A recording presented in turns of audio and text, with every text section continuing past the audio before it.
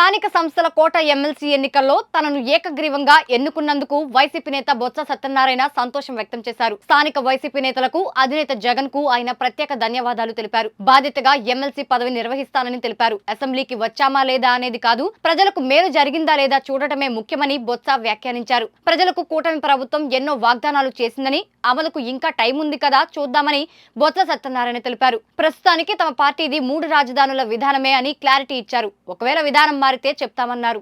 ఆ నేపథ్యంలో మా జిల్లాకు సంబంధించిన మా పెద్దలందరూ కూడా ఇవాళ నాతో పాటు ఇక్కడ వచ్చినందుకు వాళ్ళందరికీ కూడా పేరు పేరున, అలాగే వారితో పాటు ఇక్కడ మా ఇంతకుముందు నా సహచరులుగా నాతో పాటు పార్టీలో పనిచేసిన పెద్దలు, ఇప్పుడు శాసనమండలి సభ్యులుగా ఉంటున్న పెద్దలు కూడా మరి నాతో పాటు ఇచ్చేసిన వీరందరికీ కూడా పేరు పేరున కృతజ్ఞతలు తెలియజేసుకుంటున్నా.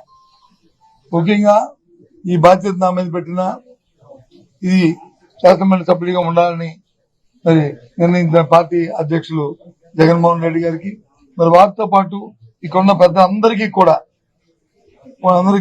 మళ్ళీ ఒకసారి నేను మనస్ఫూర్తిగా వాళ్ళకి కృతజ్ఞతలు తెలియజేస్తూ, తప్పకుండా వారి మనసులో ఏముందో వాళ్ళు ఏదైతే కోరుకుని కార్యక్రమం చేయాలని కోరారో దాని అంతటినీ కూడా మరి నేను నిర్వర్తిస్తానని చెప్పి చేస్తానని చెప్పి మనస్ఫూర్తిగా వాళ్ళకి మాటిస్తున్నాను. ఈ నేపథ్యంలో అది మండలిలో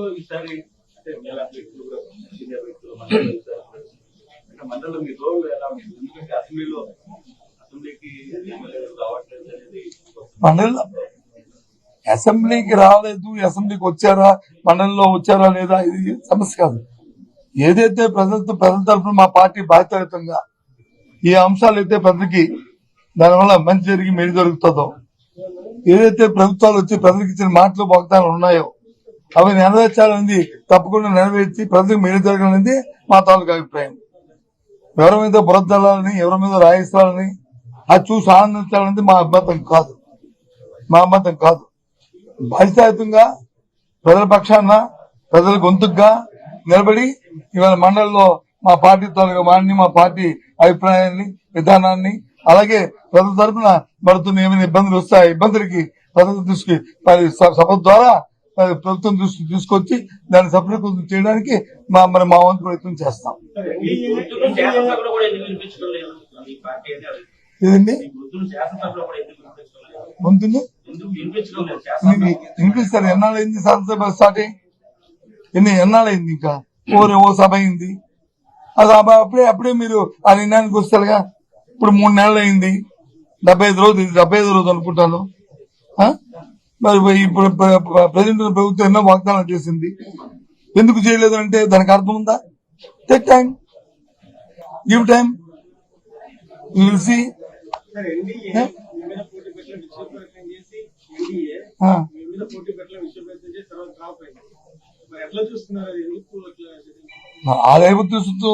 చేశారనేది నా అభిప్రాయం కాదు, కానీ జిల్లాలో ఉన్న ప్రజాప్రతినిధులు అన్ని పక్షాలు అందరూ కూడా ఏకగ్రీవంగా జిల్లా అభివృద్ధి కోసం చేయాలన్న ఆలోచన ఉన్నదని అనేది నేనైతే ఒక సదుద్దేశంతో తీసుకున్నాను. ఆ ప్రకారమే రాబోయే కాలంలో కూడా విశాఖపట్నం జిల్లా పూర్తిగా, అలాగే మా ఉత్తరాంధ్ర ప్రాంతం పూర్తిగా ఒకే మాట మీద మరి అభివృద్ధి చెందాలి, రాజకీయాలకు అతీతంగా అనేది ఈ ఎన్నిక ద్వారా నేను కోరుకుంటున్నాను.